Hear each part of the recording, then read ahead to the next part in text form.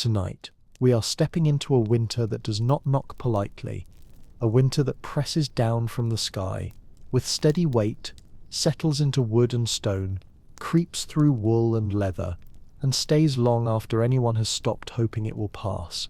Because in the medieval world, winter was not a season you endured casually. It was a siege that arrived every year without mercy, without apology, and without any promise of relief. Before we go any further, before you settle completely into the dark, take just a moment to like the video and subscribe, but only if you genuinely enjoy being here.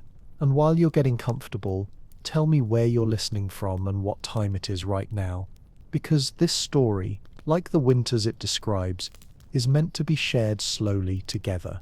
Now dim the lights, stay exactly where you are, and imagine yourself standing outside as snow squeaks under your boots.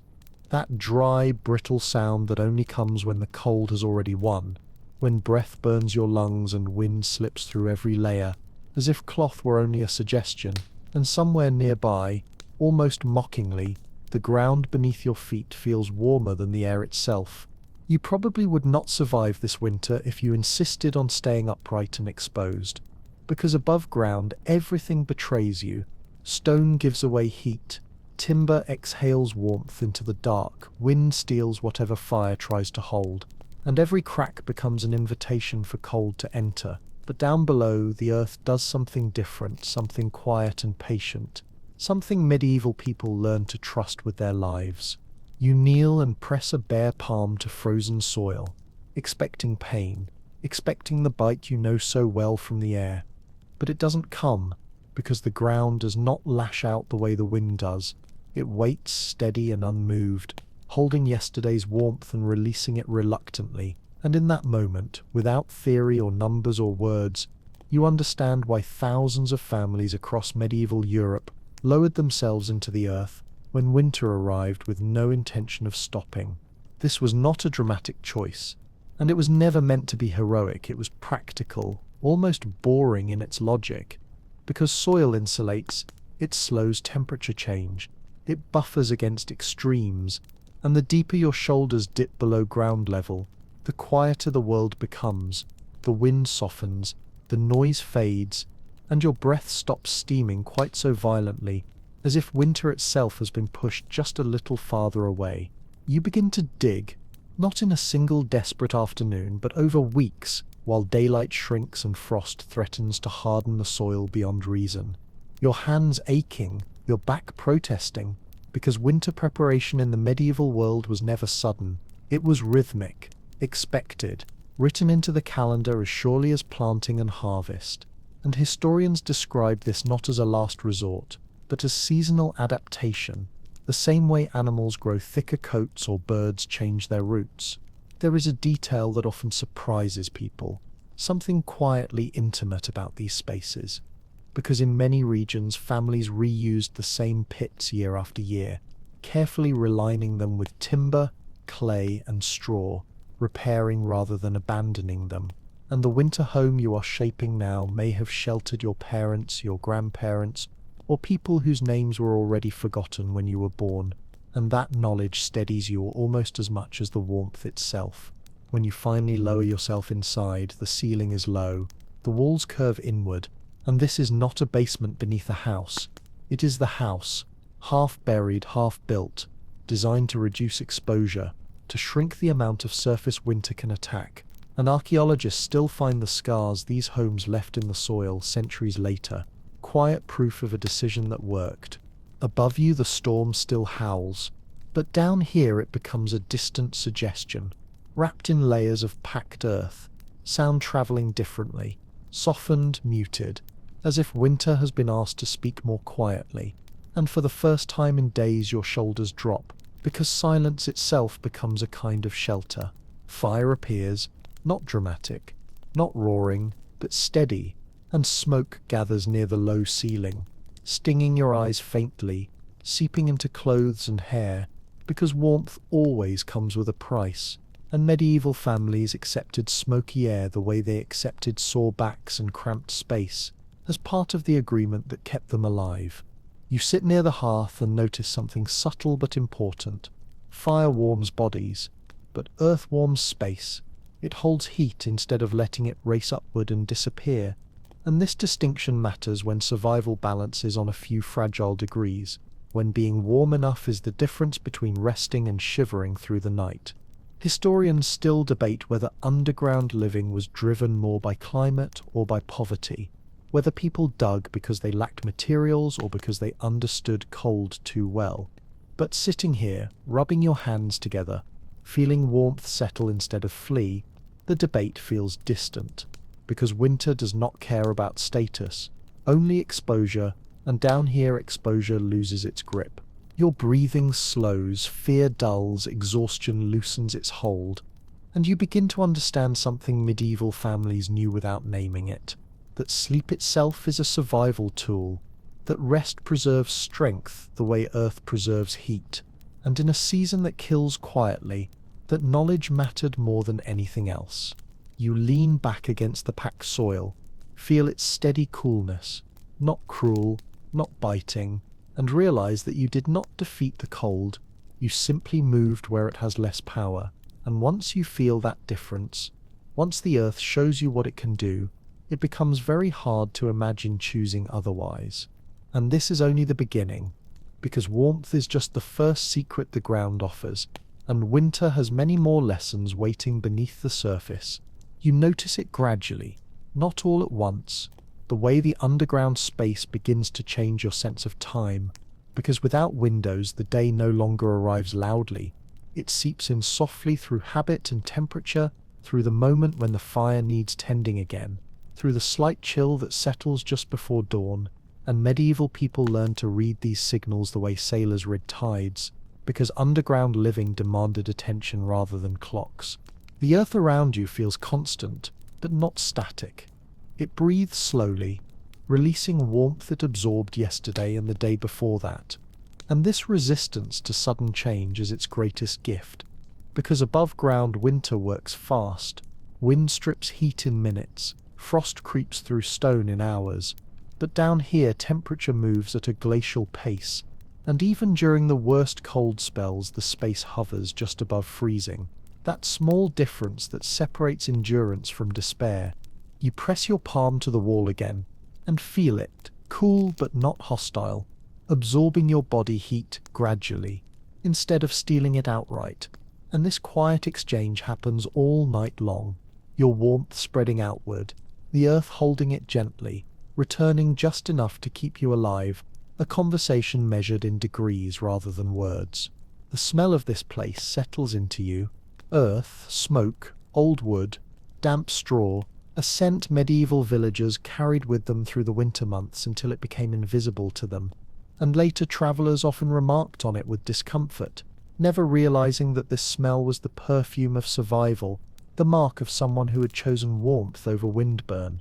Beneath you straw and dried leaves trap pockets of air, because insulation is not only built into walls, it is layered everywhere the body touches, and medieval families understood this instinctively, piling what they could between skin and soil, because even friendly earth will draw heat away if you lie against it too long. There is debate among historians about how consciously people understood these principles, whether they reasoned through them or simply copied what worked. But copying survival is a form of intelligence in itself, because you do not need theory when your neighbors lived through last winter and you did not. The silence thickens as snow piles higher above you. Footsteps vanish. The outside world fades into a muffled distance, and underground this quiet begins to feel protective rather than empty. Storms no longer announce themselves with screaming wind and rattling walls. They arrive as distant murmurs, wrapped in layers of soil and snow, and the fear that comes with constant noise slowly dissolves. Smoke curls upward again, lingering near the ceiling, spreading warmth before escaping through narrow vents or porous roofing. And although your eyes sting faintly, you understand why medieval families tolerated this air, because it kept insects away, slowed mold, dried the space just enough, and most importantly, carried heat across the room instead of letting it flee upward uselessly. You notice how the room itself seems to gather warmth toward its center, how corners remain cooler, how people instinctively sit where heat lingers longest, learning the microclimate of their own shelter the way others learn streets or fields, and this knowledge becomes second nature within days. Privacy disappears here, but in its place comes awareness. You always know where everyone is. You hear every movement, every breath, and this closeness is not accidental. Bodies radiate warmth, and medieval families crowded together, not just out of affection, but because survival demanded it. There is moisture in the air too. Earth breathes dampness, and you smell it, that deep mineral scent, both ally and threat, because while it prevents the air from becoming painfully dry, it also invites rot and sickness if ignored, and families learn to manage this balance carefully, airing the space briefly when weather allowed, scraping walls, burning herbs, small acts of control in a world that rarely offered much.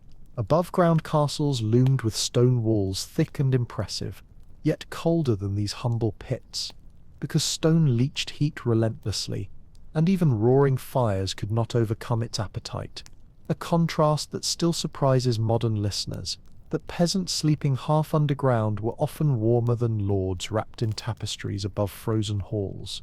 You think about exhaustion, how cold drains it silently, how constant shivering steals energy faster than hunger, and underground living attacks that problem directly. By allowing rest, by making sleep possible, and sleep in medieval winter was not comfort, it was survival. The ceiling presses close, forcing you to stoop, but this containment feels intentional now. Small rooms are easier to warm, tall spaces waste heat, and medieval builders learned to trade height for life without hesitation, because winter punished wasted space mercilessly. Time stretches, nights feel longer but less frantic, and without daylight to dictate rhythm, life begins to follow warmth instead. When the fire fades, people rest.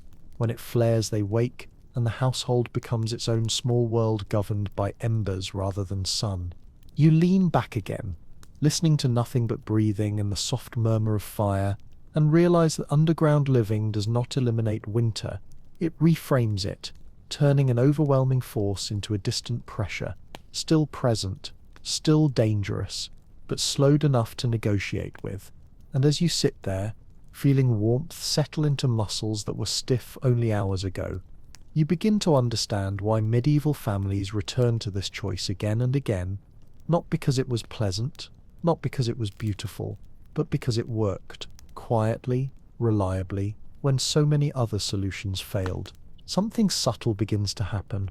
Once you have spent enough time below the surface, a quiet recalibration of how you experience the hours, because without windows the day no longer announces itself clearly. It drifts in through sensation rather than sight. Through the moment the air cools just enough to remind you the fire needs attention again, through the heaviness in your limbs before dawn. And medieval families learned to read these signals instinctively, long before clocks mattered. The ground around you remains steady, not frozen, not warm, but resistant to sudden change. And that resistance is its greatest mercy, because above-ground winter works quickly, stripping heat in minutes, creeping through stone in hours, while down here temperature shifts reluctantly, holding to yesterday's warmth with stubborn patience, often staying just above freezing, even when the cold outside turns cruel. You place your hand against the wall again, and notice how different this feels from the air outside. The soil drawing warmth slowly instead of tearing it away, sharing rather than stealing. And this exchange continues quietly all night long, your body feeding the space giving back just enough to keep you alive. The smell of this place settles into you without asking permission.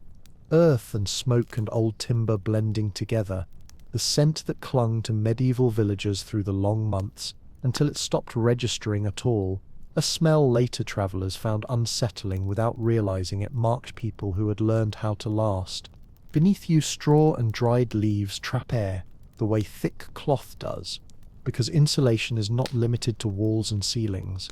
It exists everywhere the body rests, and medieval families layered whatever they had between themselves and the ground, knowing from experience that even forgiving earth will drain warmth if you give it time.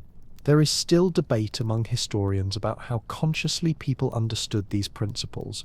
whether they reasoned them out or simply repeated what had worked before. But repetition is its own kind of wisdom when mistakes are punished so quickly, and copying those who survived last winter was often the smartest choice available. As snow piles higher above, sound begins to disappear, footsteps vanish, the storm loses its voice, and underground silence thickens into something almost tangible, not empty but padded. Storms reduce to distant murmurs rather than constant threats, and with the noise gone, fear loosens its grip. Smoke drifts upward once more, lingering beneath the low ceiling, spreading warmth before slipping away through narrow vents or porous roofing, stinging your eyes faintly but doing its job. And medieval families accepted this air without much complaint because it carried heat, discouraged insects, slowed dampness, and stayed long enough to matter. You notice how warmth behaves here, gathering toward the center of the room, fading gently toward the edges, teaching everyone where to sit, where to sleep, where not to linger too long. And within days people learn this invisible map without thinking about it. Privacy dissolves in this space, replaced by awareness. You always know who is near. You hear every movement, every breath, and bodies draw closer not out of sentimentality, but because shared warmth is efficient, and efficiency is survival when winter stretches endlessly ahead. Moisture lingers too, the quiet breath of the earth itself, and you smell it in the walls and straw, both helpful and dangerous, softening the air while threatening rot if ignored. And families manage this balance carefully, opening vents briefly, shifting fires, scraping walls, small daily corrections that kept the space livable. Above ground, stone houses and grand halls looked impressive but bled heat relentlessly, their walls drinking warmth faster than fires could supply it, and it remains one of winter's quiet ironies that peasants sleeping half underground were often warmer than nobles wrapped in tapestries above frozen floors. You begin to understand how exhaustion fits into this equation, how constant cold steals strength even when hunger does not, and underground living offers something precious by medieval standards: the ability to rest without shivering, to sleep without waking every hour, and that rest preserved life as surely as food. The ceiling hangs low, forcing you to bend, but this no longer feels restrictive. Small spaces are easier to heat, tall ones waste warmth, and medieval builders learned quickly that height was a luxury winter punished without mercy. Time stretches here. Nights feel longer but calmer, and without daylight to command attention, life follows warmth instead. When the fire settles, people rest. When it flares, they wake, the household moving to the rhythm of embers rather than the sun. You settle back once more, listening to nothing but breathing and the low murmur of fire, and it becomes clear that underground living does not remove winter from your life. It slows it, reshapes it, turns an overwhelming force into something distant enough to negotiate with. And as warmth begins to creep back into muscles that were stiff only hours ago, you understand why medieval families returned to this choice again and again, not because it was comfortable, not because it was beautiful, but because it held, quietly and reliably, when so many other shelters failed. You hear them before you see them, the slow shuffle, the muted stamp of hooves against packed soil, the quiet sound of breath clouding the air. It takes you a moment to realize what is happening, that the warmth you feel spreading softly through the space is not only from the fire but from life itself. The animals have come inside. This is not a sentimental gesture, not a moment of affection between man and beast, but a practical calculation learned through generations of frost. In the coldest months, warmth is a collective endeavor, and every living body becomes part of the household's defense against the season. Cows, goats, sheep, sometimes even pigs, each animal a small furnace of endurance, breathing steadily through the night, their bodies radiating heat in a way no hearth could imitate. The first thing you notice is the smell, heavy and unmistakable, a mixture of straw, sweat, smoke, and earth. To a modern nose it would seem unbearable, but to those who lived this way it meant safety. It meant life had not yet been driven out of the valley. It meant you were not alone. The animals stand close, separated only by low wooden partitions or woven hurdles, and their movement changes the rhythm of the room. Every sigh, every shift, becomes part of the night's slow music. In the dim light, steam curls gently from their nostrils. You can feel the temperature rise, subtle but real, a living warmth that hums through the air and seeps into your bones. Medieval families understood this long before anyone tried to explain it, that the combined heat of animals could lift the temperature in an enclosed space by several degrees, enough to turn survival from a desperate struggle into a quiet endurance. They fed their animals more during deep cold, not only for nourishment, but because digestion itself produced heat. The house and the stable were one system, each sustaining the other. Children grew up beside these sounds, the soft chewing, the shifting of hooves, the gentle lowing that broke the silence of night. It was a constant, comforting rhythm, the soundtrack of survival. To sleep beside animals was not shameful. It was sensible. You can almost feel that logic sinking into you now. The acceptance that warmth is not something you own, but something you share. Of course, there were risks. The air grew thick, carrying the scent of damp fur and smoke, heavy enough to make your eyes water. Disease could spread in such closeness. The damp straw had to be changed constantly. The vents opened briefly for fresh air, no matter how cruel the wind outside. Families managed these balances with quiet skill, guided by memory and observation rather than rules. Too much fire made the air brittle and painful to breathe. Too little and mold crept up the walls. Everything was learned by touch, by smell, by sound. You rest your hand against the soil again. It feels warmer now, almost alive, pulsing faintly with the combined breath of people and animals and fire. The house has become a living organism, each part breathing for the other, a partnership between species built on necessity. Somewhere near you, a cow exhales softly, a slow, rhythmic sound that blends with the crackling of the fire. For a moment you feel time collapse. It is not hard to imagine this same scene unfolding hundreds of years ago. A mother stoking the embers, a child wrapped in wool beside her, the air thick with warmth and smoke, the steady heartbeat of animals filling the silence. Archaeologists still find the traces of these arrangements.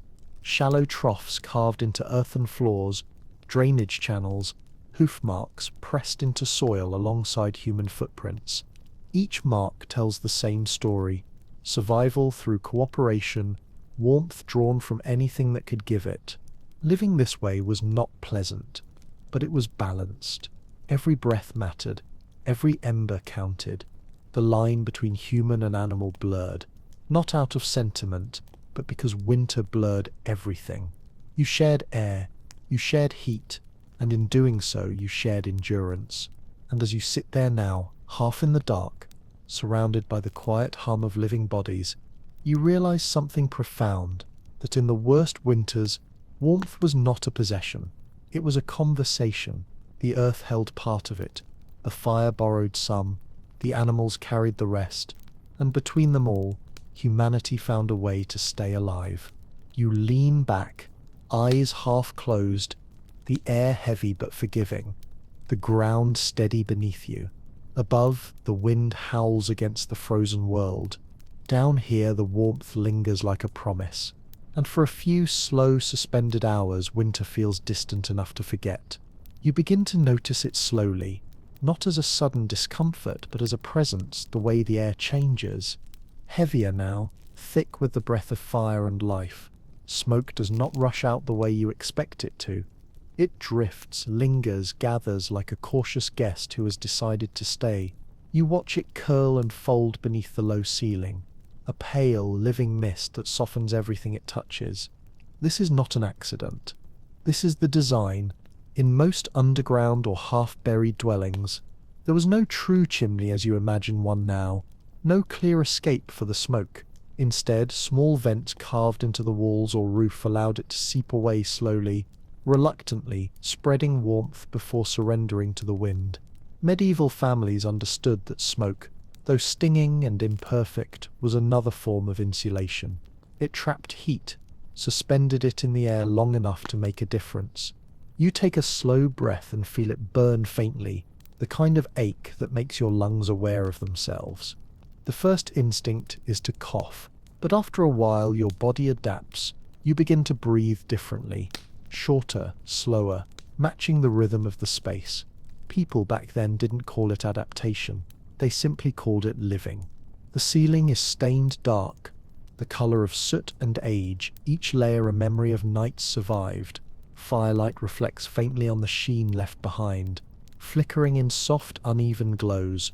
Every house like this carried that mark: blackened beams, smoke-polished walls, proof that life had persisted there long enough for the air itself to remember. The smell of it never leaves you. It lives in the fabric of your clothes, in your hair, in the walls, in the straw. To an outsider it might seem unpleasant, but to those who lived through these winters, the scent of smoke meant safety. It meant warmth was still burning somewhere close.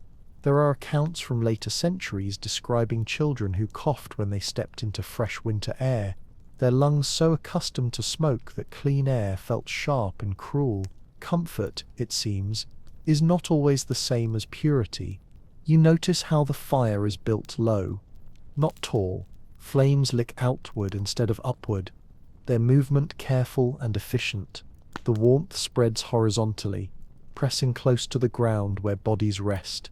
It is a small but perfect act of engineering, the kind learned not from books but from centuries of cold nights and cautious adjustments. Smoke becomes part of the household rhythm. People read it the way you read the weather. When the air thickens too much, someone opens the vent a finger's width. When it clears too quickly, they close it again to keep the heat from fleeing. There are no thermometers here, only experience. The quiet language of eyes watering too soon, of straw drying too quickly, of a cough that feels sharper than it should. And still, the smoke serves more than one purpose. It dries the air, keeps insects at bay, slows the creeping of mold. It preserves meat hung from rafters. It sterilizes tools and hides and keeps away what the cold cannot kill. It irritates, yes, but it also protects. Survival was never clean. You breathe again, slower now, and realize how your senses have changed. The light of the fire glows through the haze, turning everything the color of old honey. Faces move closer, voices lower, sound softened by the heavy air. There is an intimacy here that clear air never has. Smoke blurs the edges of the world until only the essentials remain: the warmth, the closeness, the sound of life.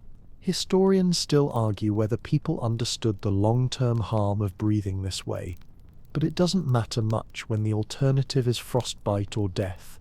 The lungs adjust, the mind accepts. In the arithmetic of survival, comfort is redefined every day. You look upward, and for a moment it feels as though the ceiling itself is alive, trembling faintly, breathing in rhythm with the fire.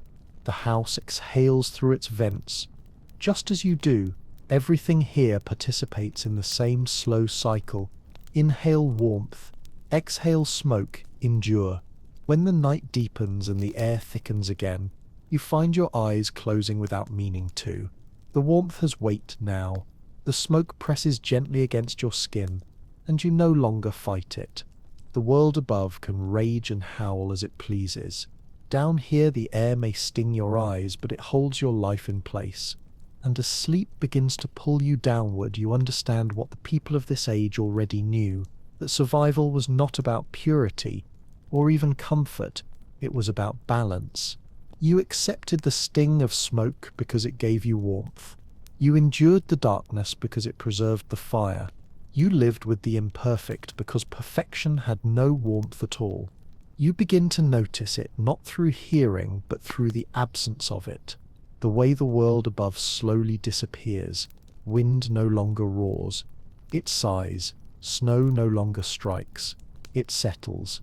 The violence of winter, which just hours ago had screamed across the open fields, has been swallowed by the layers of soil and snow pressing down above you. The earth absorbs the chaos, softens it, and gives it back as silence. It is not a fragile silence. It has weight, like a thick blanket drawn over every sound. You can almost feel it pressing against your skin, dulling edges, calming muscles you didn't know were clenched. In the stillness, even the smallest noises become meaningful. The crackle of a log splitting, the faint rustle of straw, the slow exhale of someone half asleep beside you. Above ground, storms exhaust the mind as much as the body. The constant scraping of wind, the unpredictable groans of wood and stone, all of it keeps you on edge, waiting for something to break. But down here, danger loses its voice. The cold remains, yes, but it is distant now, muffled and respectful. The storm still rages, but it rages somewhere else. Snow, the enemy of travel and life above, becomes an ally underground. As it piles thicker on the surface, it seals the world in even more tightly, insulating sound as efficiently as it traps heat. What once threatened to bury you now protects you, and that reversal carries a strange comfort. Medieval families knew this intuitively, that the heaviest snowfall often brought the deepest quiet, and with it the safest sleep. You listen to that silence now. It is not empty. It hums faintly, a vibration felt more in bone than ear. It steadies your heartbeat. The longer you stay, the less you crave noise. The absence of sound becomes its own form of presence, a companion, soft and reliable. The fire moves within its pit, sighing now and then, throwing light that flickers but never shouts. Its crackling no longer feels like noise but like breath, marking time the way a pulse does. Somewhere in the shadows someone shifts, and the sound seems enormous for a moment before dissolving again into quiet. You realize that silence is not the absence of life. It is what life sounds like when it finally stops struggling. Historians rarely write about this side of winter survival, the psychological relief of quiet, but it must have mattered. Fear consumes energy, and energy keeps you alive. Up above, storms demanded attention. Down here the mind could rest. Deep silence was not emptiness. It was medicine. People learned to move differently in this hush. Voices dropped to whispers because there was no need to shout. Children spoke less, learning early that quiet kept warmth closer. Adults found comfort in few words, gestures, looks, the soft rhythm of routine, and through it all, the silence held them, patient and unchanging, the same way the earth did. You sit back against the soil and close your eyes, feeling how the stillness stretches time itself. Hours lose shape. Minutes slide into one another until they become a single long breath. The boundaries between day and night blur. Without the roar of wind or the scream of cold, you exist in a space where winter no longer feels hostile, only slow. Outside, the world continues its violent dance. Trees bending under ice, snow tearing across open fields, roofs groaning beneath weight. But you hear none of it clearly. The sounds reach you distorted, transformed, gentle. What once sounded like danger now arrives like memory. There is a strange kind of peace here, born not from abundance or comfort, but from quiet endurance. It's the peace of knowing that the world can roar all it wants, and you will still be here, unshaken, unseen, unmoved. The silence does not erase the storm, it simply refuses to carry its noise. And so you breathe in the heavy air, exhale into the stillness, and let it fill the room like water filling a bowl. This is what medieval people called rest, not escape from hardship but brief surrender to it, knowing that stillness is sometimes the only defense left. You lean your head back, the earth cool against your hair, and understand that this quiet, this deep, unbroken silence was not emptiness. It was sanctuary. You begin to miss the light before you miss almost anything else. Not the warmth of it, the fire gives you that, but the clarity, the gentle rhythm of days divided by brightness and shadow. Down here, time loses its markers. The sun no longer enters like a friend through a window or a gap in the roof. It is reduced to a memory that you measure through the faint color of the air. The small opening that lets in daylight is narrow by design, barely enough to keep the room from total darkness. Too wide and warmth escapes, too small and smoke lingers dangerously. Somewhere long ago, someone learned the balance, and every generation after them copied it faithfully. The result is a single beam of light that slips into the room for an hour or two each day, crawling across the floor like a living thing, touching faces, hands, walls. A brief visitor that always leaves too soon. You find yourself waiting for it, listening for the soft change in the air that signals its arrival. When it comes, everyone notices. The firelight dulls for a while, eyes lift, conversation slows. The dust that floats through the beam looks almost golden, delicate, fragile, holy. For a few moments the space feels transformed, as though heaven has remembered you. Then the light slides away again, leaving only the orange breath of the fire. This is the kind of darkness that does not merely surround you.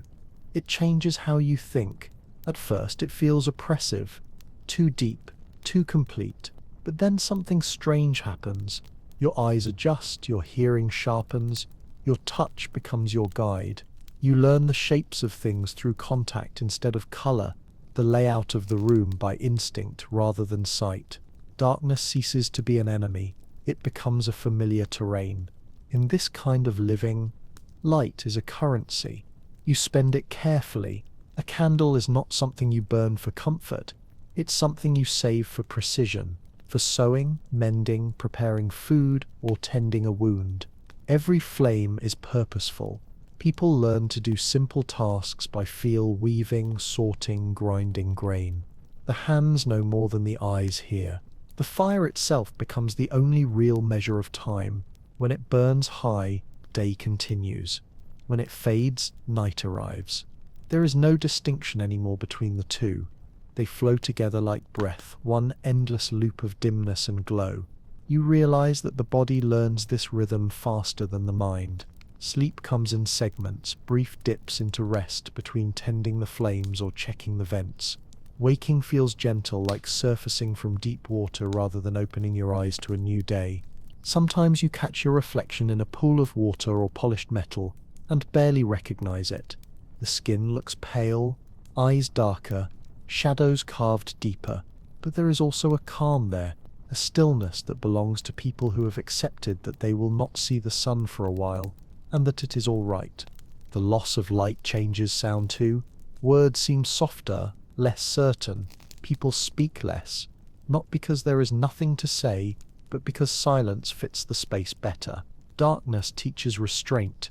It forces presence. In its quiet, long stories are told. Memories repeated so they do not fade. Prayers whispered, lullabies sung without melody.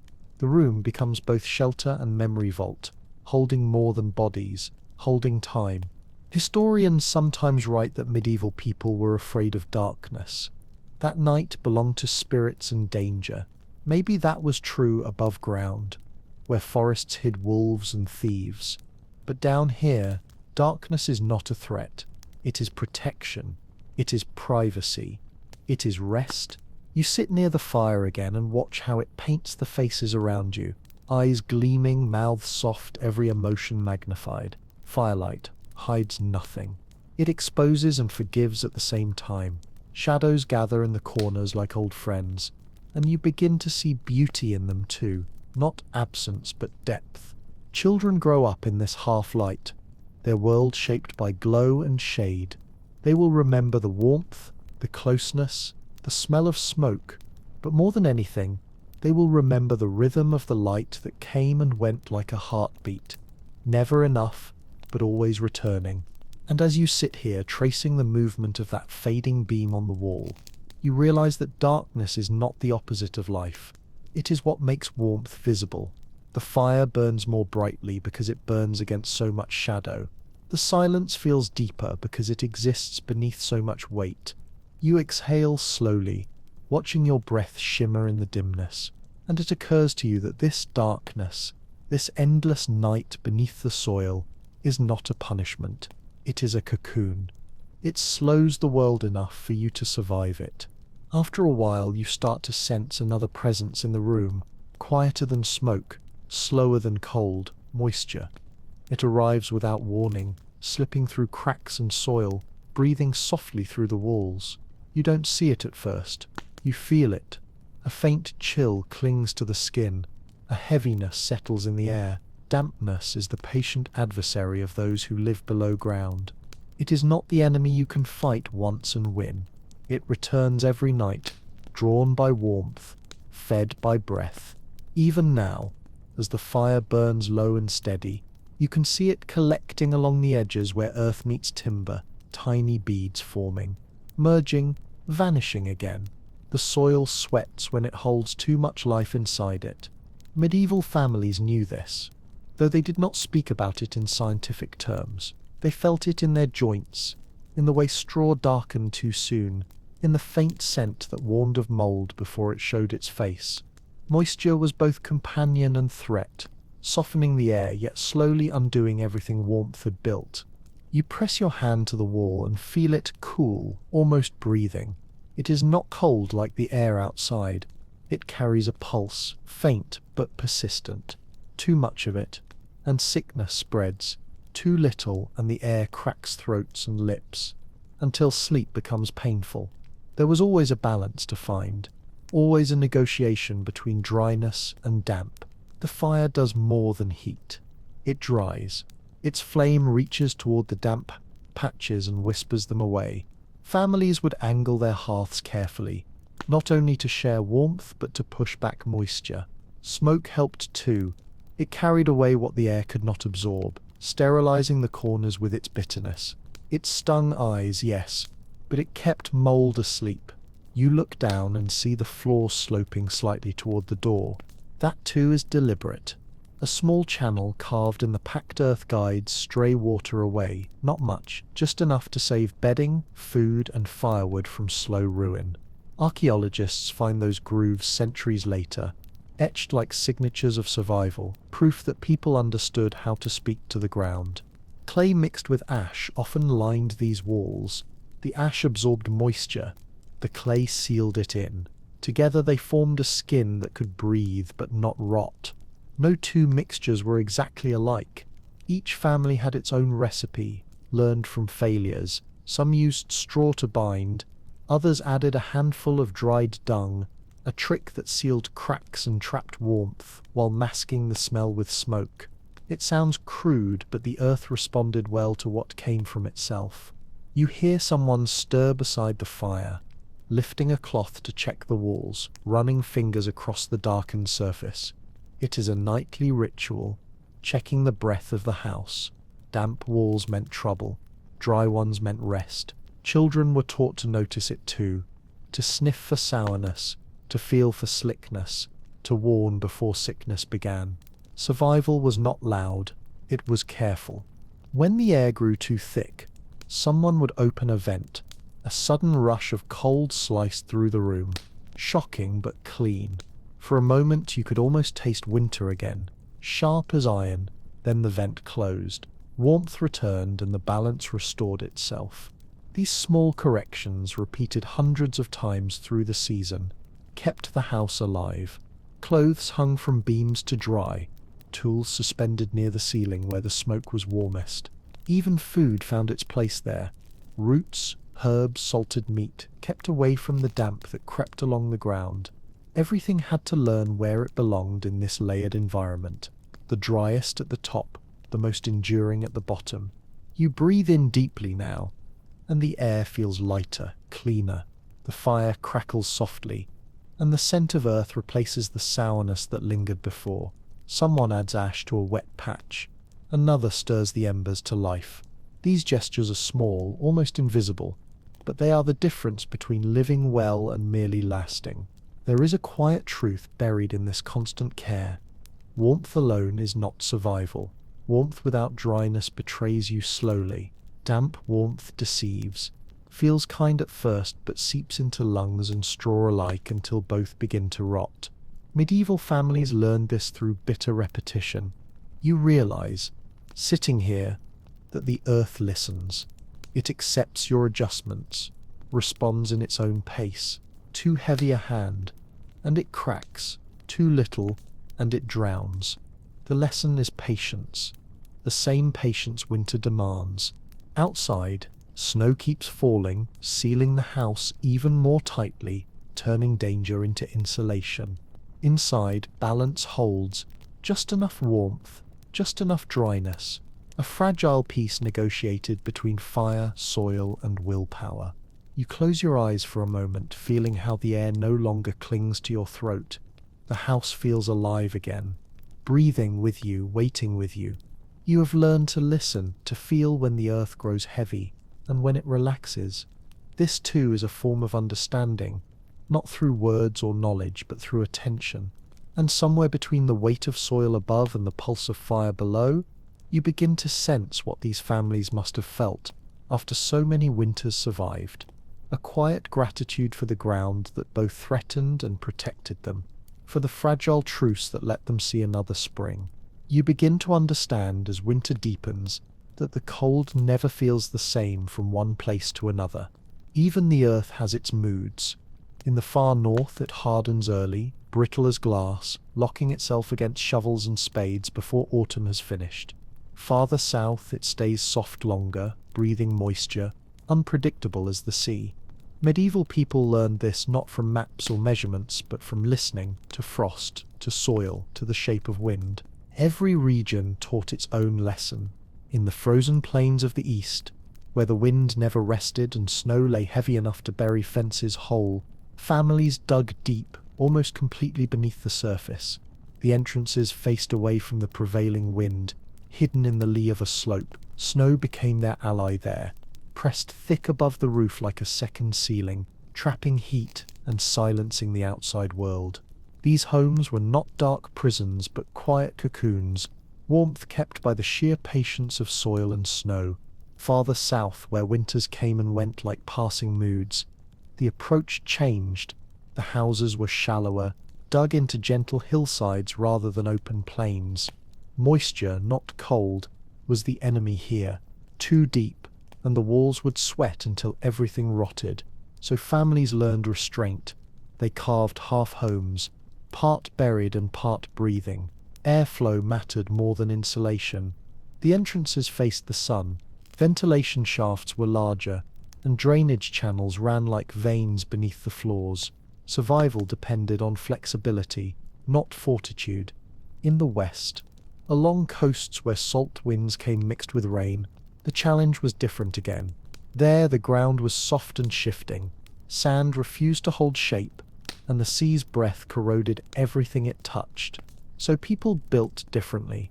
Low, wide shelters reinforced with heavy timber. The earth packed high against their walls rather than above them, the line between house and hill blurred. These structures clung to the land like shells, resisting the ocean's damp and cold at once. And in the highlands, the mountains where stone ruled and soil was scarce, underground living meant something else entirely.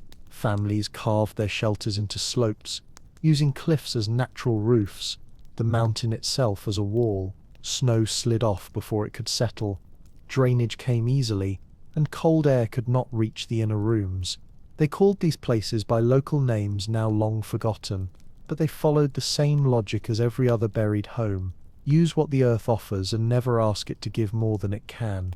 Historians still argue whether these techniques spread from one region to another, or whether people, separated by miles and centuries, simply arrived at the same conclusion that the safest way to face the sky's cruelty is to turn toward the ground. It does not matter, sitting here, which answer is true. The wisdom feels universal. Learn not from words but from winters. The soil itself dictated design. Sandy ground drained well but demanded timber frames to stop collapse. Clay sealed heat but trapped moisture.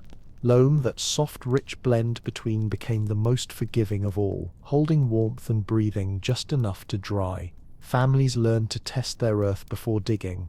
A handful of soil squeezed in the palm told them everything. If it held its shape, it could hold a home. If it crumbled, it could not.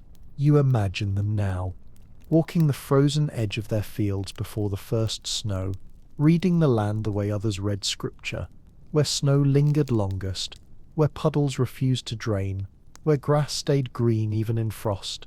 Each sign whispered where to dig, how deep to go, how long the house would last.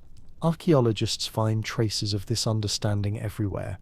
Rows of old pits, filled and redone, layered like tree rings. Some lasted for decades.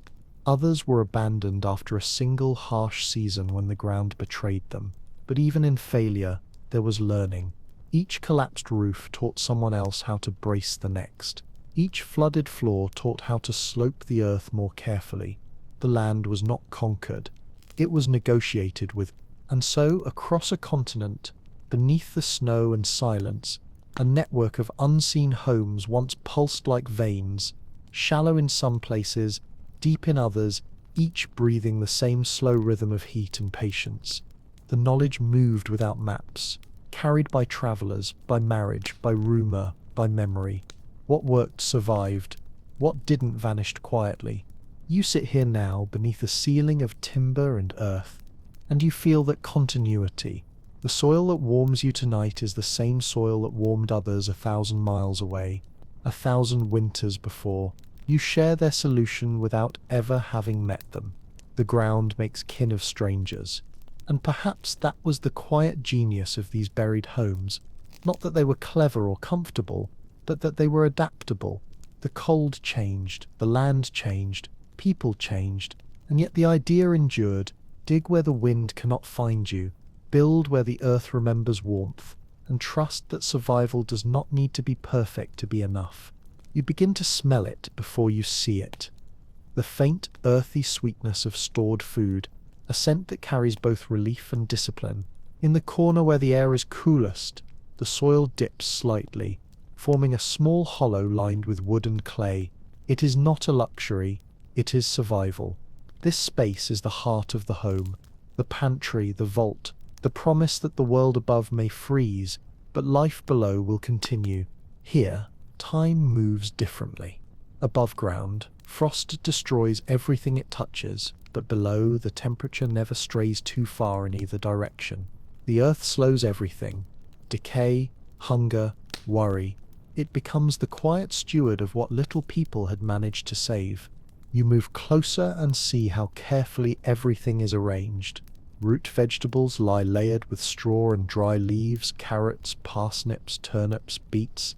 Their skins leathery but intact, their sweetness preserved by the cool, steady air. Each layer insulates the next, and the smell of soil clings to them like memory. Grain sits in clay-lined bins covered with ash to absorb moisture and keep insects at bay. Bags of flour and oats are lifted off the floor, resting on stones to stay dry. The wisdom here is not written but inherited. Every choice has a reason. Every mistake once cost someone a winter. You reach out and touch one of the root bundles. It's firm, solid, still alive in a quiet way. This was what it meant to outlast the season, to eat the memory of sunlight stored underground the same way you are. Families checked their stores daily, not to feast but to listen. Food made sounds if you paid attention. Grain that rustled too sharply meant dampness. Vegetables that softened too soon meant rot. Mold announced itself through smell long before it showed in color. Survival depended on noticing these things early, correcting them before they could spread. Down here, nothing was passive. Even storage was a living relationship. Fire warmed the people. But the earth preserved their hope. Every pit and jar was a small act of faith. Faith that the ground which could bury could also protect. Some homes had deeper chambers carved just for this purpose. Narrow pits for milk and butter, cool trenches for salted meat, small shelves of clay for dried herbs. These were not luxuries. They were the architecture of patience. You imagine a mother's hands moving carefully through these shadows, touching each sack, rearranging them by feel. The room is dim, but she doesn't need sight to know where things belong. She counts by weight, by texture, by habit. Above her, snow piles silently. Beneath her feet, the ground keeps everything steady. There's something almost sacred about this ritual. To open the storage pit is to speak with time itself.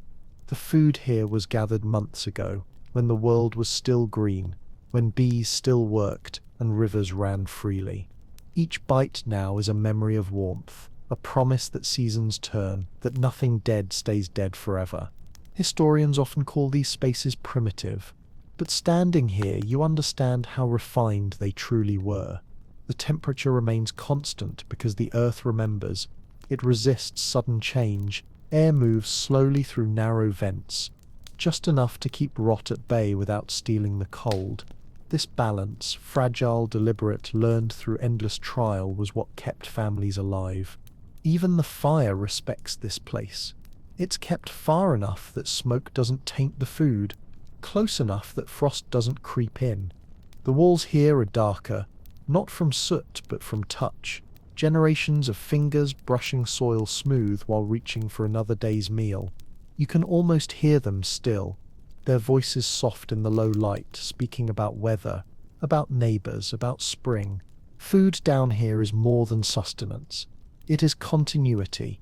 Every turnip, every handful of grain is proof that the world outside, no matter how frozen, still yields. It is evidence that the rhythm of seasons can be trusted, that for all its cruelty, winter will eventually loosen its hold.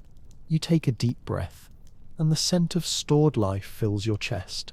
Smoke, soil, grain, and patience. These are the ingredients of endurance. You understand now why people called the earth Mother, not as poetry, but as recognition. She took what was offered and returned it preserved. She made time slow enough for the living to keep up. And as you step away from the pantry, you realize that beneath all the hardship, beneath the weight and damp and darkness, this way of life carried a quiet miracle. The ground that could swallow you could also feed you. The longer you stay underground, the smaller the world becomes. Space folds inward until every breath, every movement belongs to someone else. The distance between bodies shrinks and privacy fades into memory. What remains is presence, constant, close, inescapable. At first, this closeness feels intrusive, almost unbearable. You can hear everything: the faint rustle of someone turning in their sleep, the creak of leather boots, the slow rhythm of another person's breathing. There is no silence that truly belongs to you alone. Yet, as days pass, something inside begins to shift. You stop flinching at each sound. You begin to take comfort in them. The noise of others becomes proof that life persists. The air is warm with bodies, layered in scent and breath. You can feel the warmth before you see the people who make it. A low, steady heat that radiates through the room. Children sleep tangled together under shared blankets. Elders lean near the hearth, faces caught in the amber glow. The youngest animals shift and sigh beyond a low wall, their warmth merging with the rest. Everything in this space breathes together. Conversations change here. Words are quieter, slower, less about information, and more about rhythm. People speak softly, not just out of habit, but because the air holds their voices too long. A single laugh can fill the whole room. A whisper can travel to the far wall, so they learn to speak with restraint, to let silence carry meaning when words are unnecessary. Quarrels still happen, of course. The season is long and fatigue has sharp edges. A careless word, a poorly tended fire, a wet corner left too long. Small mistakes can grow into storms in close quarters. But anger here has nowhere to go. There are no doors to slam, no rooms to escape to. So the fury burns quickly, collapses and cools. People learn forgiveness not out of virtue but out of necessity. Peace is easier than tension when space and air are limited. You watch how routine becomes its own form of harmony. Everyone moves around one another like a slow dance, careful not to disturb the fragile order. The same path to the fire, the same place to sleep, the same shelf to reach for food. Life tightens into rhythm, predictable, small, safe. And yet, in this confinement, bonds grow stronger. Shared hardship compresses affection the same way the earth compresses warmth. Families do not speak of love here, they live it. A bowl passed silently, a blanket adjusted in the dark, a hand resting briefly on a shoulder. These gestures replace words, and in their quiet repetition they build something larger than comfort. a sense of belonging that can survive any cold. Children learn early that community is not a choice. They watch their parents' patience, hear the stories repeated, night after night by the fire. The tales are old, stories of saints and travelers, of ancestors who faced winters even worse. The words are like kindling, feeding hope in small, careful doses. Laughter is rare, but when it comes, it fills the room completely, echoing against the curved walls like music. Outside, isolation kills below. Closeness saves. There is safety in proximity. Illness, when it comes, is caught early. A cough noticed, a shiver shared, a hand laid on a fevered forehead before the sickness spreads too far. No one here disappears quietly. Life is too crowded to allow it. As the nights grow longer, you realize that the boundaries between people blur just as the boundaries between air and earth do. The space becomes a single body, breathing, shifting, enduring. The smell of smoke, of sweat, of straw, of soil, all of it fuses into something human and old. This too is what survival smells like. You feel a kind of peace in it now, a surrender, not to the cold but to the idea that no one endures winter alone. The earth may shelter you, but it is the people beside you who keep you alive. The warmth of fire fades, the warmth of others does not. In the dim glow you see someone smile faintly, eyes reflecting the flame. You cannot tell if they are smiling at you or just at the comfort of being here together, still breathing while the world above lies frozen. Either way, it's enough. And as you lean back into the packed wall, the room heavy with warmth and slow breath, you understand the quiet miracle of this life. The smaller the space becomes, the larger the heart has to grow to fill it. When you climb out for a moment, blinking into the pale daylight, you feel the difference immediately. Not only in the air, but in the way eyes follow you. Those who live above ground notice where you come from.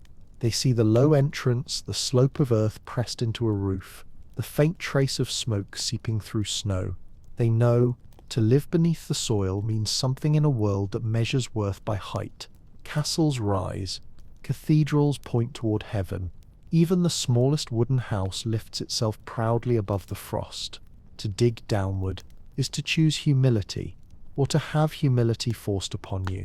In some places that choice is respected, the mark of someone who understands the land. In others, it becomes a quiet shame, a whisper of poverty that clings no matter how warm your hearth might be.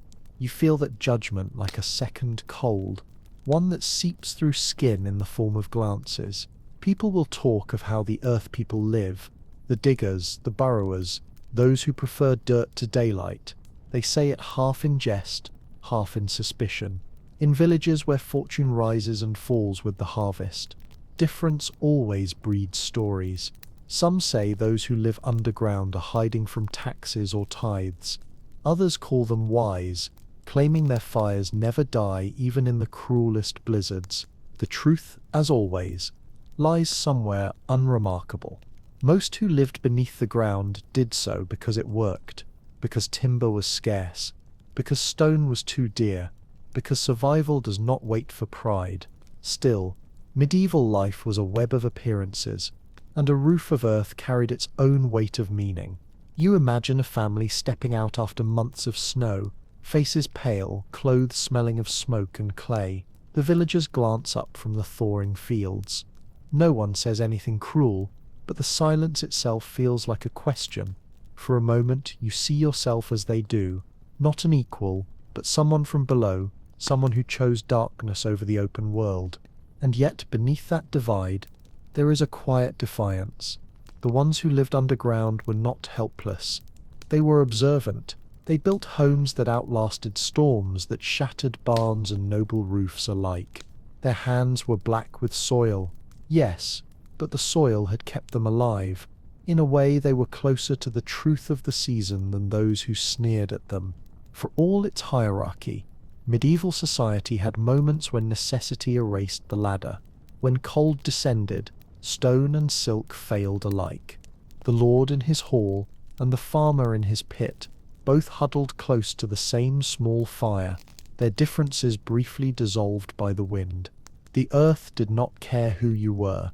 It offered warmth on equal terms. Some churchmen wrote sermons about this, about humility, about how the proud would one day be lowered into the same ground they mocked. But for the people living it, no such philosophy was needed.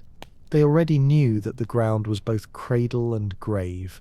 You think of how it must have felt, hearing the distant toll of a church bell from beneath the surface. Sound travels differently through soil, muted, slower, almost mournful. The bell that marked the hours above would reach you as a long, soft vibration, more felt than heard. The world of rank and rule existed somewhere far away, up in the air where bells could ring freely. Down here, life moved to another rhythm entirely, slower, lower, truer. Perhaps that is why so few records mention these homes. The chroniclers lived in monasteries and manors, not in holes carved into clay. To them, what happened underground was invisible, unworthy of ink. But the absence of record does not mean the absence of life. The ground remembers even when parchment forgets. Archaeologists uncover these places centuries later, not ruins of shame, but testimonies of practicality. Walls still hold the shape of hands, fire pits still hold fragments of ash. They speak without needing defense.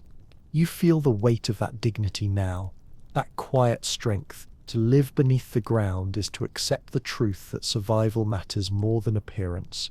It takes courage to bow to the earth rather than pretend to conquer it.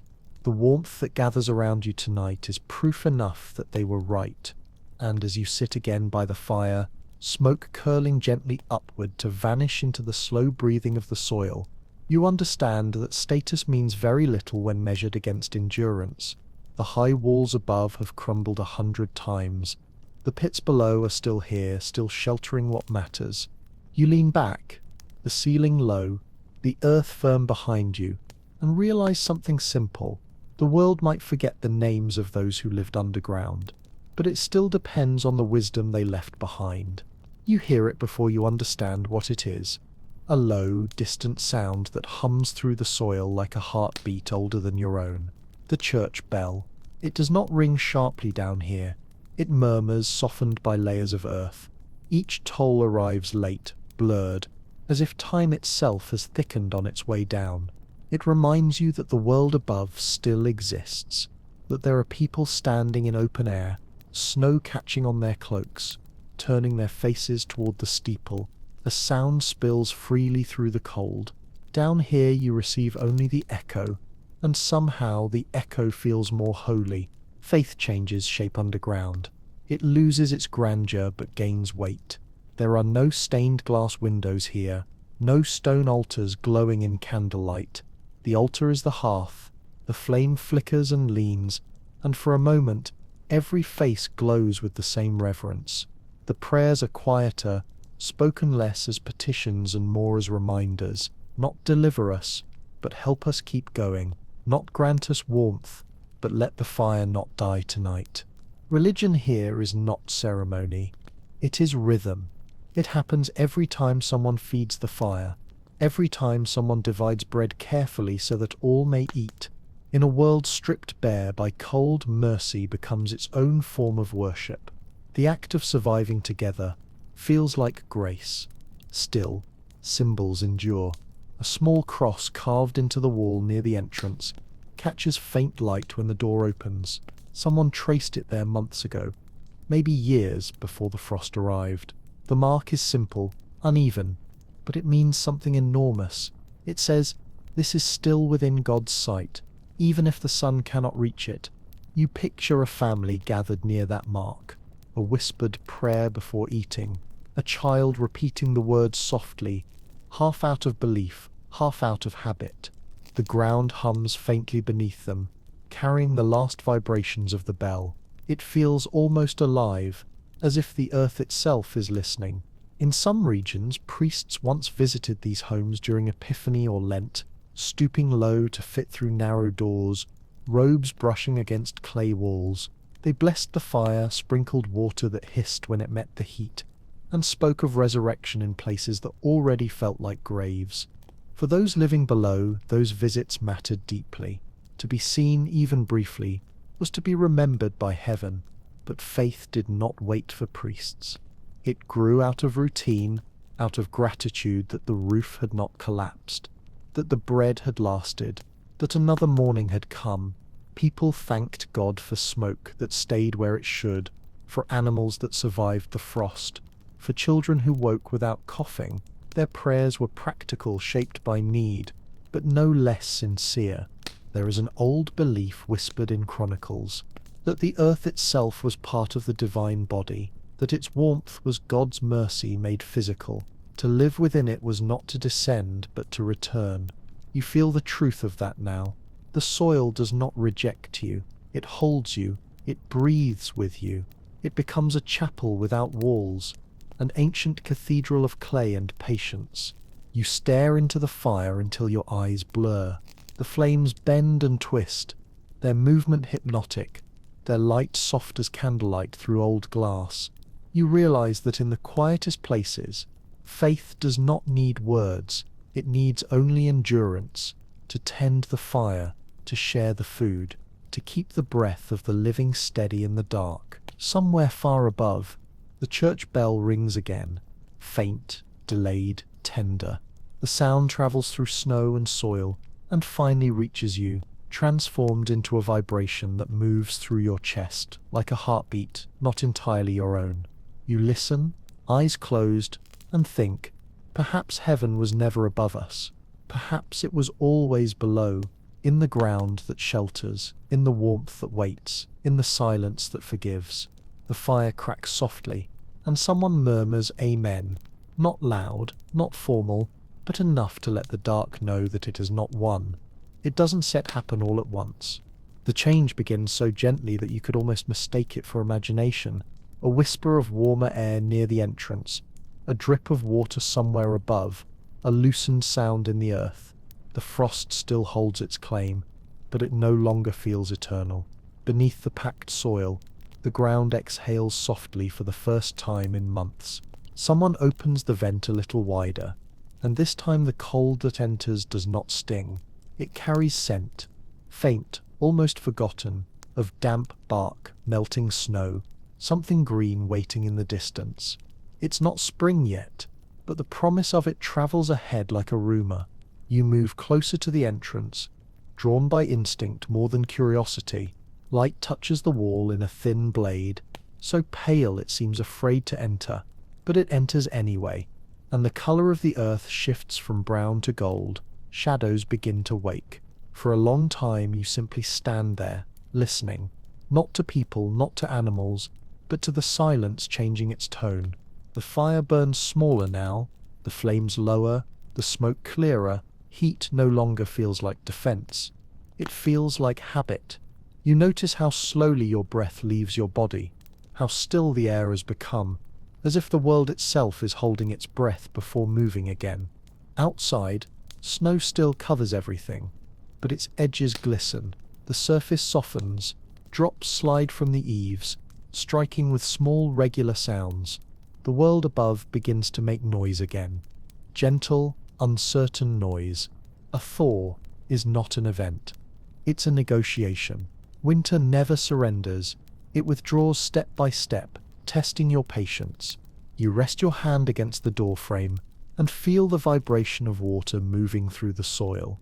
It's a sound that feels alive, patient, deliberate, impossible to stop. Somewhere, streams are waking. Somewhere, birds have already started to return. Down here, the echo reaches late, but unmistakably. Inside, people stir more easily. Movements grow unhurried but purposeful. There's a sense of preparation, though no one says it aloud. They begin to check things. Ropes, baskets, tools. Not to leave yet, but to remember what leaving feels like. The ground feels different beneath your feet. Not as cold, not as heavy. It hums faintly, as if something underneath is stretching after a long sleep. You close your eyes and listen, realizing that you've begun to measure time not by the sun or the bell, but by this slow breathing of the earth. Nothing is over. The cold still waits, the snow still deepens at night, and the wind still carries teeth when it turns. But something irreversible has begun. a soft unraveling, a quiet defiance against stillness. You understand it without words. The season is changing, but the life beneath the surface will not rush to meet it. The earth teaches patience even in renewal. Warmth will come, but slowly, politely, as all miracles do when no one is watching. And so you stay, listening, not ready to climb out yet. The fire hums, the water drips, and the light creeps a little farther each day. Winter is not gone, only tired. The world above waits. And you, for now, wait with it. You start to hear more movement now. Not the restless kind born from discomfort, but the careful shifting of people who are remembering what the world above feels like. Someone shakes out a blanket near the fire, beating small clouds of dust into the air. Another checks a bundle of ropes, fingers tracing knots that held through storms. Tools are lifted from where they hung for months, their handles dry and rough, their iron kissed by rust. Each sound is small but full of intent. The space that once felt like the whole world now begins to feel temporary again. The walls are still warm, the air still thick with the smell of smoke and straw, but something in the silence has changed. It's lighter now, like a pause before footsteps. A child crawls near the entrance and squints upward, eyes wide at the narrow thread of light. They reach toward it, not to touch, but to feel its warmth against their skin. The adults smile faintly, though no one speaks. Words seem too fragile to name what they all sense, that the time of waiting is nearing its end, though the cold outside still lingers like an old memory that won't quite let go. The animals stir too, restless in a different rhythm. Hooves scrape, wool shifts, soft sounds echo from the adjoining room. They smell the air changing before anyone else does. Their breath comes quicker, nostrils flaring as if tasting spring from a distance. The family notices, exchanging glances that mean more than speech. Soon, you move through the room, touching walls that have grown familiar as skin. The earth feels solid under your palm, steady as it has always been, but the warmth that once comforted now feels almost heavy. The same walls that sheltered you now whisper gently that it is time to leave. The fire burns smaller each night. People no longer huddle as close. They sit apart, not from distance but from readiness. Each mind is already halfway outside, thinking of the frozen fields, of the fences that need mending, of what seeds remain dry enough to plant. The season of endurance shifts toward the season of effort. You can almost feel the thaw moving underground. Small rivers threading through the soil, water finding paths long forgotten. The earth begins to smell alive again. Damp, yes, but not dead. There's a sweetness hidden in the wetness, the scent of roots remembering themselves. Someone opens the door wider for the first time in months. A gust of air sweeps through the room, cool and startling. It steals a bit of smoke and replaces it with the smell of the outside, snow softening, bark thawing, a trace of mud. Everyone pauses. The door remains open longer than it should, but no one closes it right away. They stand quietly, breathing the world in, as if testing whether it's safe to return. Then slowly the door shuts again, not in fear, but in patience. Not yet. It is still too early. The frost may still turn cruel by night. You return to your place by the wall, the fire sighing beside you. Outside, the snow groans and shifts under its own weight, preparing to melt but not ready to let go. Inside, everyone waits, not with anxiety now, but with a strange peace. The hardest part has passed. The earth has carried them through.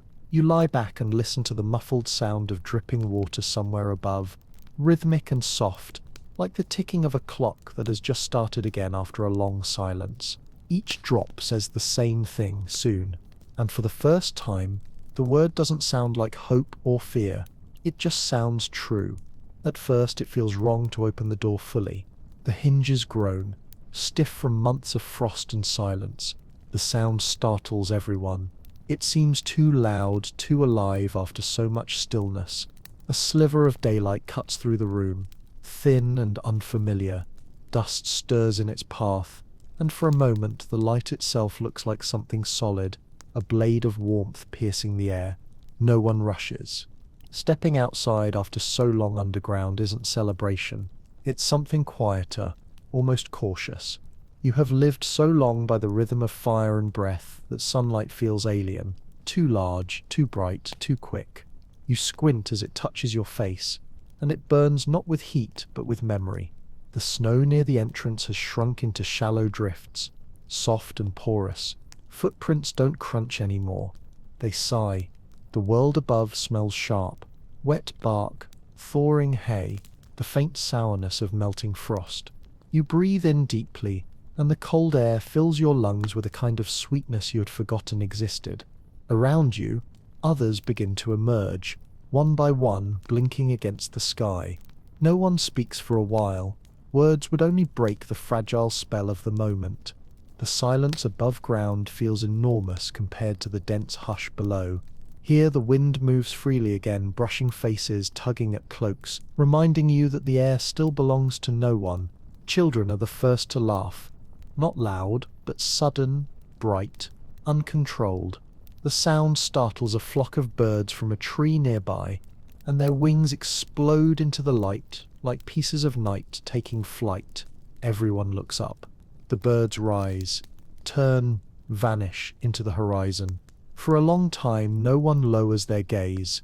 The houses that survived the winter look different now. The snow has slid from their roofs in uneven sheets. Smoke from neighboring vents drifts lazily upward. No longer desperate. The whole village seems to exhale together. You look back at the doorway you came from. A dark wound in the white slope. Inside, the fire still burns low, a reminder of the life that kept you through the months of siege. The light from outside spills in and meets the glow of the fire halfway, mingling in a golden haze that trembles across the floor. It feels like the meeting of two worlds, both necessary, neither dominant. People start to move with purpose again. Someone clears snow away from the entrance, scooping it aside with slow, deliberate motions. Another checks the wooden beams above the roof, pressing for weakness. A child drags a stick through the mud, tracing nothing in particular, just a proof that the earth is soft again. The sound of dripping water grows louder. It's everywhere now, from the eaves, from tree branches, from the soil itself. Each drop is a heartbeat of the thaw. The rhythm of winter gives way to the rhythm of life returning. You kneel near the door and press your hand into the ground. It's still cold, but pliant. The earth no longer resists you. It accepts the weight of your hand, then releases it, leaving a faint imprint that fills slowly with water. You watch it disappear and realize that this too is part of the cycle, the ground taking back its shape, smoothing over the marks of those who lived within it. Someone laughs softly nearby, not from joy, but from recognition. Everything looks the same, yet nothing feels the same. The sun climbs higher, weak but steady, and the light reaches deeper into the shelter. It touches the straw, the tools, the soot-streaked walls. It reaches even the sleeping animals, who blink at it as though remembering what morning is. The darkness doesn't vanish. It recedes politely, folding itself into corners. You stand in the doorway a while longer, not quite ready to leave, not quite able to stay. The air moves through your hair like water, cold and soft, filled with the scent of earth. Above you, the sky opens wide and endless, too bright to look at directly. And for the first time in months, you let yourself believe that the world has survived you, and that it's waiting, patiently, generously, for your return. The days stretch again, thin but growing. Light lingers longer on the ground before fading, and the rhythm of work returns like a melody remembered after a long silence. Hands that once dug for shelter now dig for planting. The same tools that carved into frozen soil carve once more into thawed earth, not for survival now, but for renewal. The fields are patchy with snow, but patches of brown begin to show through. The smell of soil rises stronger each day, dark, wet, almost sweet. You can hear water underfoot when you walk, moving unseen, feeding what sleeps beneath. In the distance, someone is repairing a fence, The sound of hammer on wood rings out across the valley. Not sharp, but steady. Life begins quietly here. No festival, no feast, no grand return, just people working, breathing, laughing softly when the wind blows warm instead of cold. The animals are led out first, blinking at the sun, hooves sinking into mud that feels alive again. Their breath no longer smokes in the air, it fades invisible. At night, fires burn smaller. The rooms no longer need them to survive, only to remember. The walls still smell of smoke and clay, but the scent has become comforting, a trace of endurance rather than fear. Children sleep closer to the doorway now, their dreams filled with light instead of silence. You walk to the edge of the field one evening and look back toward the slope where the winter house still stands, half hidden, half forgotten. Its roof has begun to dry, its doorway already softening with new grass. You know you'll return to it again when the seasons demand it. That is how the rhythm works, down into the ground when the cold comes, back to the surface when the world wakes. The earth, patient and wordless, has taught you everything you needed to know. That warmth is not the absence of cold, but its companion. That shelter is not escape, but understanding. That endurance does not roar. It hums quietly, like soil holding the memory of last year's sun. You kneel and press your hand to the ground one last time. It feels warm now, faintly, gently, like the pulse of something alive and eternal. You realize the earth never truly slept. It was only waiting for you to slow down enough to listen. Above you, the sky spreads wide, open, forgiving. The last traces of frost glitter faintly on the horizon, already fading under the first honest light of spring. You breathe it in, full and slow, and it tastes like promise. And as the sun lowers behind the hills, throwing long shadows across the fields that once lay buried in snow, you understand the truth every winter tried to hide. The earth is not the end, it is the beginning, waiting patiently beneath your feet.